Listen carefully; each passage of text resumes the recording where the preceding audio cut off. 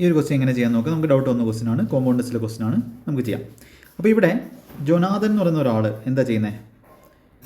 Borrowed sum of money. നിങ്ങൾ channel subscribe ചെയ്തിട്ടില്ലെങ്കിൽ subscribe ചെയ്യുക. Okay, Jonathan sum of money for 3 years ago വാങ്ങി. 10% interest ആണ്, compounded annually ആണ്, 5 വർഷത്തേക്കാണ് വാങ്ങിയത്.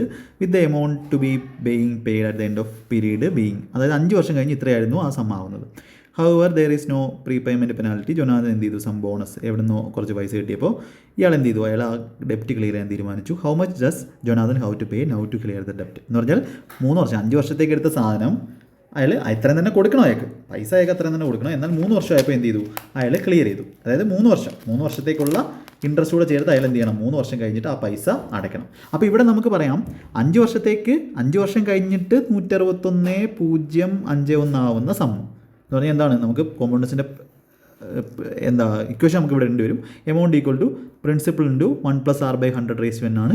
അപ്പോൾ 10% ആയതുകൊണ്ട് 1 + 1/10, അല്ലെങ്കിൽ ഒരു സാധനം 10% ഇൻട്രസ്റ്റ് പറഞ്ഞാൽ 1/10 ആണ്. അതെന്താവും? 11/10 ആവും. അല്ലെങ്കിൽ നിങ്ങൾക്ക് 1 + p × 1 + r/100, 10/100 അങ്ങനെ ചെയ്താൽ 11/10 ആണ്. അത് റേസ് ടു 5 ആയിരുന്നു വേണ്ടത്. അപ്പോൾ നമുക്ക് എന്ത് പറയാം? പ്രിൻസിപ്പിൾ എന്ന് പറഞ്ഞാൽ എന്താണ്? 161,051 ഡിവൈഡ് ഇൻറ്റു 10⁵5/11⁵5. അതവിടെ നിൽക്കട്ടെ.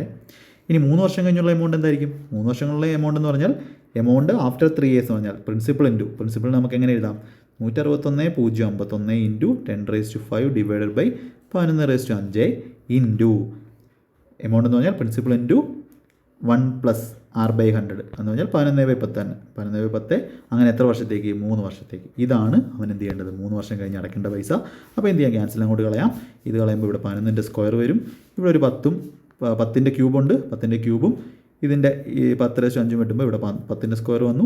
അപ്പോൾ ഇതാണ് നമുക്ക് ചെയ്യേണ്ടത്. ഇതിന് എന്ത് ചെയ്യണം? 11ൻ്റെ സ്ക്വയർ കൊണ്ട് ഡിവൈഡ് ചെയ്യണം. അപ്പോൾ 11 വെച്ച് ആദ്യം ഒന്ന് വെട്ടി നോക്കാം. 11 വെച്ച് വെട്ടി നോക്കുമ്പോൾ നമുക്ക് എന്ത് കിട്ടും? 11 വെച്ച് വെട്ടണമെങ്കിലേ പറ്റത്തുള്ളൂ. 11 വെച്ച് വെട്ടുന്ന സമയത്ത് നമുക്ക് എന്ത് ചെയ്യാം?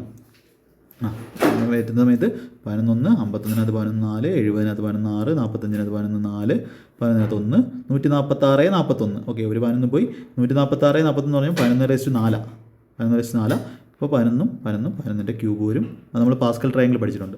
11ൻ്റെ ക്യൂബ് 1331. അപ്പോൾ 1331 അല്ലെങ്കിൽ വേണമെങ്കിൽ ഒന്നുകൂടെ വെട്ടിയാൽ മതി. 11 വെട്ടിയാൽ 1331 2 എവിടെ ഉണ്ട്? 1331 2 ഓപ്ഷൻ എ നമുക്ക് ആൻസർ കൊടുക്കാം. അപ്പോൾ നല്ല ക്വസ്റ്റ്യനാണ്. ക്വസ്റ്റ്യൻ്റെ കൺസെപ്റ്റ് മനസ്സിലാക്കുക. എന്താണ് നമ്മൾ കോമ്പൗണ്ടസ് എന്ന് മനസ്സിലാക്കിയാൽ സെറ്റാവും. നിങ്ങൾ അർജുന ബാച്ച്, ഏകലവ്യ ബാച്ചൊക്കെ കാണുക. അർജുന ബാച്ചിലൊക്കെ ക്വസ്റ്റ്യൻ ചെയ്തിട്ടുണ്ട്.